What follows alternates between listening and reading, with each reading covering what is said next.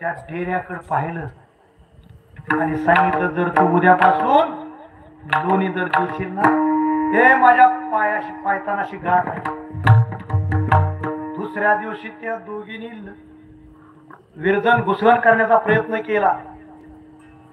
हे लोणीच येईना. तास झालं, 2 तास झालं, 3 तास झालं, गरम गार पाणी टाकून घुसवण करून पाहिलं, हे लोण्याचा एक थेंबही वरती आला नाही.